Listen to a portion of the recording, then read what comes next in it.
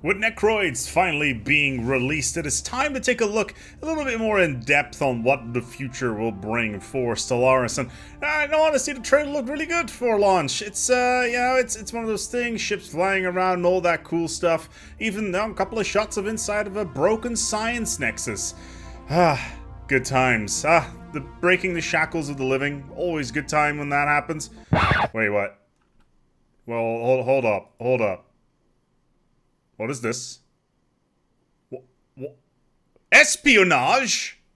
For 4 years, people have been clamoring for espionage to be added to the game, and as somebody so wisely said on Reddit, well, it wouldn't be espionage if it wasn't announced in a trailer for a different expansion, because that's exactly what it looks like is the case here. Now, the thing with espionage is as I mentioned, it's been alluded to for quite some time. Back at PDXCon in 2019, they had a big panel about it on how to potentially implement that sort of thing, and they were pretty in the open about it, about how difficult it would be to implement something like this, and it's totally understandable. But let's take a quick look here at what is actually the case with this single screenshot that we have in front of us. Yes, we've got ourselves something called espionage, as in a tab in the game. And on top of that, not only do we not know the enemy's fleet power, we do not know their science, and we don't know their economy.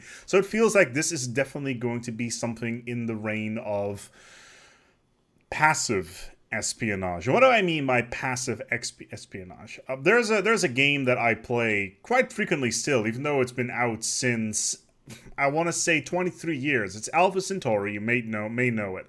In that game, they have active espionage. Now, overall, the game is amazing. I still play it, but the espionage system is utter trash. Why? Because, as like I mentioned, it is an active espionage system. And what do I mean by that?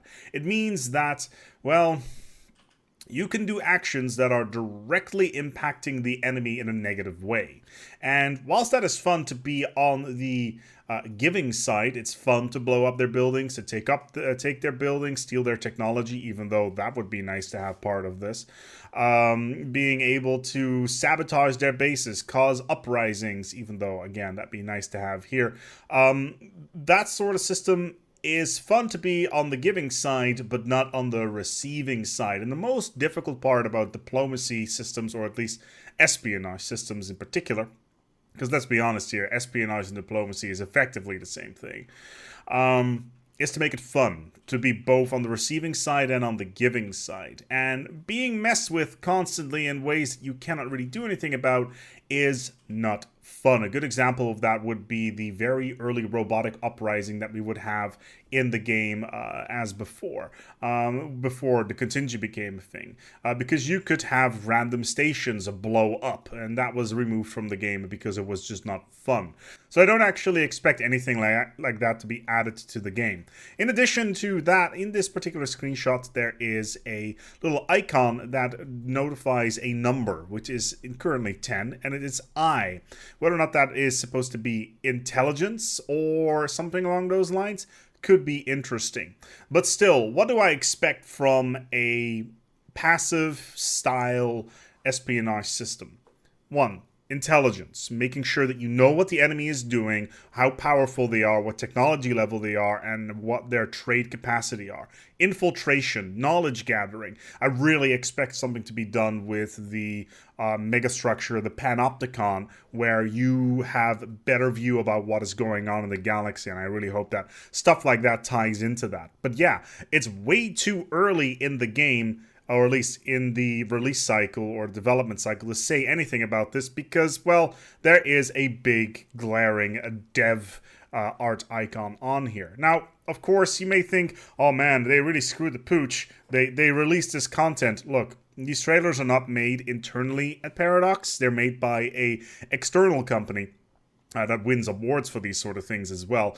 Paradox would not send art over to a third-party trailer company if they not knew exactly what they were doing. And I think that's really important to keep in mind when it comes to this. This is definitely the company, Paradox, to implying that this is coming.